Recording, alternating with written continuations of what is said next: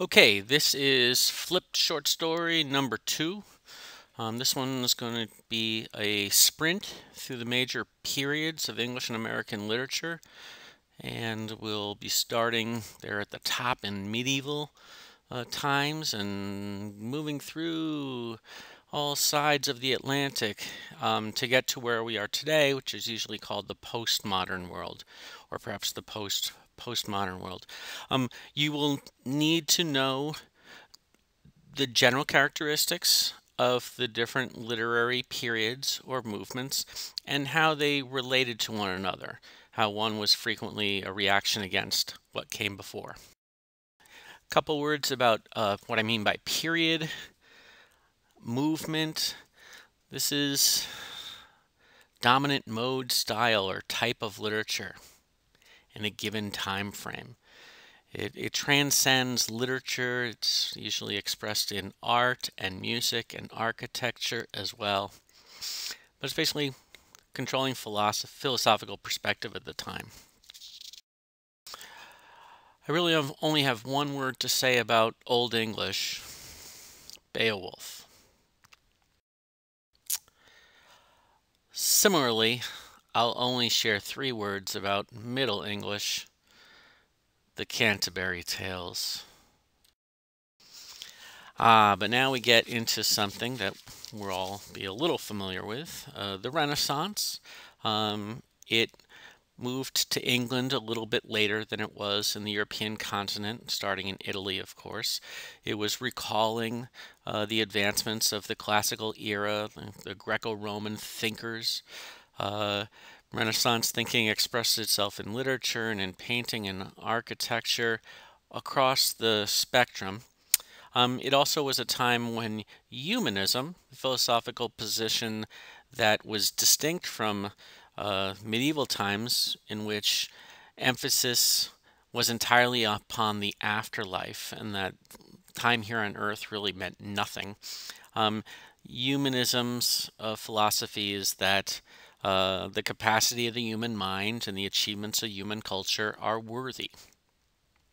On the right, we see a painting with Plato pointing up. He's the figure on the left. He's the older. He's the teacher of Aristotle. Plato pointing up is to illustrate his belief that the real reality, metaphysics, the real reality was in ideas.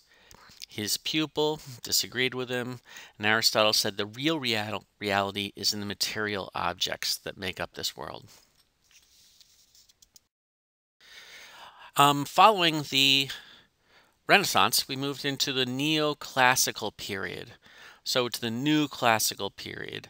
So it is a continuation of some aspects of Renaissance, but it was a reaction against the expansiveness and a desire to have more restraint. In America, it's also called the Revolutionary Period. There was a emphasis on technical precision in literature, and they sought to revive or continue to revive the artistic ideals of classical Greece and Rome. Reason. This is the age of the Enlightenment, and reason is emphasized as the highest mental faculty we have. Certainly an idea that remains with us in some respects. This is a visual to help you understand how we moved from the expansiveness of the Renaissance to the order and restraint of neoclassicism. And I'm setting up an extended metaphor as in a pendulum, which will always swing from the left to the right because I couldn't reverse it, but to show the reactions and the response and the relationship between these two movements.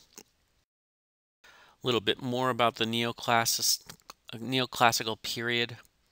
I'm going to read that top point. Writing should be well structured, emotion should be controlled, and emphasize qualities like wit. Certainly, the imagination was not seen as something that was to be championed. America had its own brand of neoclassical period, more or less the revolutionary time period. And we move out of Neoclassicism into the Romantic era or Romantic period, Romanticism. So, Romanticism really emphasized the importance of the self. It emphasized the individual over society. It said that the imagination, the individual imagination, is more important than reason. And it championed intuition as the best way to know important knowledge over empirical experience. So, individuality, intuition, imagination. It also emphasized spontaneity.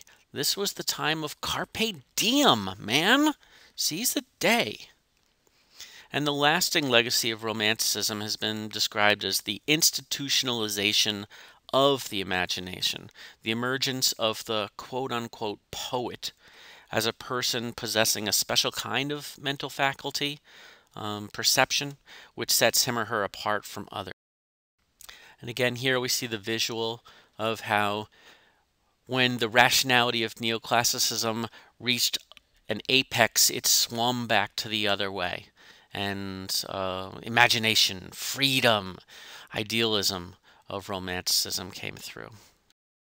A few paintings of the Romantic era that are worth note. We've got on the upper left, Liberty, Leading the People by Eugene Delacroix, there, Lady Liberty. Still on the left on the bottom, a very romantic figure. This is called Wanderer Above the Sea of Fog. The solitary figure in nature was a very romantic image and idea. On the upper right, we have a painting called Stormy Coast Scene After a Shipwreck. Pretty descriptive. Again, it's in a natural scene in which the individual is not so emphasized. And then we have a painting on the lower right, and I don't remember what it's called. I'm sorry. Oops. I'll just move on. Here are some of the important poets and writers of the Romantic era. Blake and Wordsworth, Coleridge, Shelley and Keats were the most important Romantic poets.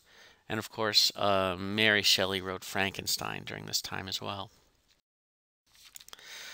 In America, also were some important writers of this time, Poe and Hawthorne. And those last poets are sometimes referred to together as the fireside poets. In America, Romanticism had a special expression in transcendentalism. It was the idea that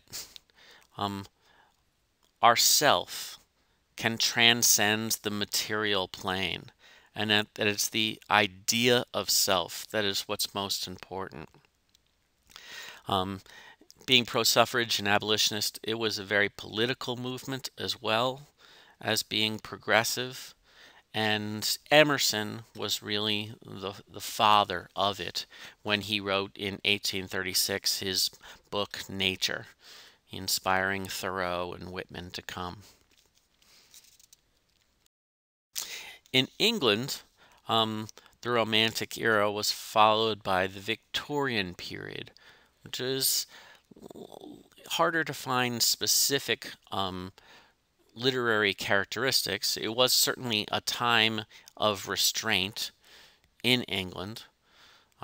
This is the bridge between Romanticism and Modernism, what's to come.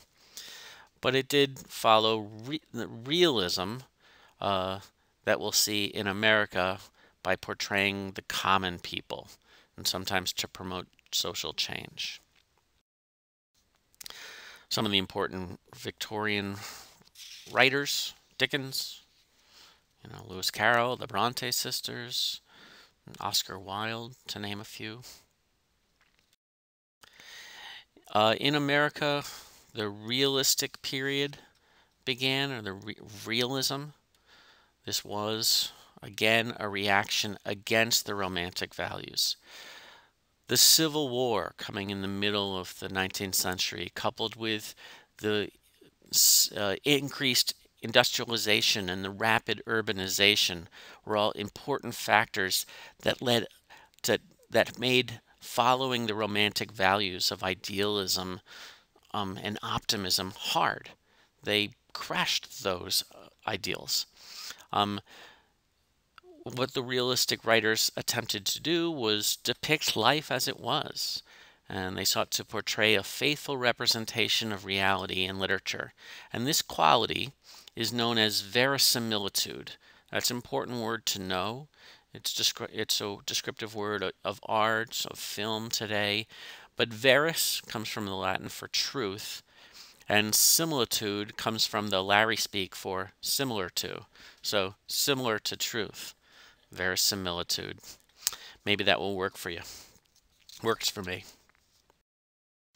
Again, we see the pendulum as a metaphor to show how just as the excesses of romanticism tripped the other way, we found the realism of realism. In the United States of America, especially, we saw an extension of realism in a period or a movement called naturalism or hyperrealism. Naturalism, because it has nature in it, might sound like it's an optimistic, but naturalism was quite pessimistic in terms of it's seeing free will as basically an illusion. It portrayed human beings as basically trapped by their heredity or trapped by their environment. Human life is biologically determined, we saw, as Darwin's natural selection, theory of natural selection filtered into culture. We saw how human life is psychologically determined with Freud's ideas of the subconscious being a powerful motivator in human behavior, and how human life is economically determined as Marx's ideas of class struggle spread as well. And Einstein's theory of relativity, he's just a fourth major thinker of that time who also put the Earth in a perspective of being minor and unimportant and governed by forces that are beyond humans' will to control.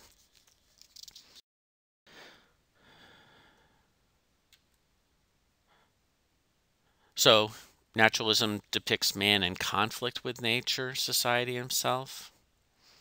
And it only lived for a short time, basically. Stephen Crane, Jack London, and Upton Sinclair are a few of the most. Then we move to the modern period, which again was a reaction. It was a reaction not so much against realism, but against the values which led to World War I, which was an atrocious war. The main characteristics of modernism are fragmentation. Fragmentation was expressed in plots, in characters, and basically stories were not told in typical linear sequence during this time. Another major characteristic was loss being experienced by characters. Furthermore, the truth, the quote-unquote truth with a capital T, becomes more questionable. And we see several instances in which we can't trust the narrator in works during this time. And finally, a last characteristic is this was an era when ambiguous endings really started to show up. Not strong, clear endings. And you can see that, sometimes that was because the resolutions are omitted, had led to that ambiguity. It's a great time of experimentation and form. We saw how the values which led to World War I were moved against. The modernists moved away from them into the experimentation, but also the confusion of modernism. So a few more further characteristics of narrative. alienation. Stream of consciousness was a very important narrative technique that was introduced during this time. The idea that you could actually capture the stream of thought, the metaphor of the water going down the stream. And it's a very tricky thing to follow along if you read books that way. I did look up, the Scream was auctioned not for $81 million, which is what I said in class. I was mistaken. It was actually 120. But we move on the modern period. Here are some important writers, some fiction writers: Joyce, Faulkner. And we move to the postmodern period, which is what we would characterize our own. Now, the postmodern period is in some respect a continuation of some aspects of modernism, but it continues the themes of, alienation of humanity. It continues the idea that the truth with a capital T is hard to come by. But fragmentation, for example, isn't just seen as a characteristic of the literature. It becomes almost celebrated part of postmodern literature. So we do have the problem of objective truth. And what I mean by that is, for example, in class we talked about how, is September 20th, 2013, is it an objective statement to say that that is today's date? Well, no. Some would say, well, there's a Chinese calendar that's longer, or there's a Hebrew calendar that's been around longer than that, and that our calendar is essentially arbitrary. It's something we choose because it's efficient, but it's not the objective truth. A little bit more about postmodernism. It's skeptical and suspicious of explanations that claim to be valid for all groups. Grand narratives that can explain everything or all aspects of human behavior.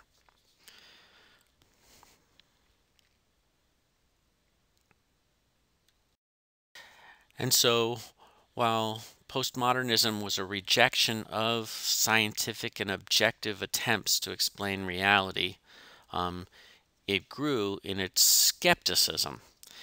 And while modernism is fundamentally about order and creating order out of chaos, postmodernism is concerned with it's skeptical about the organization of knowledge and even who decides what knowledge is worth knowing. Very skeptical time frame we're living. Some postmodern writers: Kurt Vonnegut, Salinger, Stoppard. We'll be reading a couple of short stories by Margaret Atwood this week. And then we see Toni Morrison there as well. So here is a cartoon that I think reflects some aspects of postmodernism.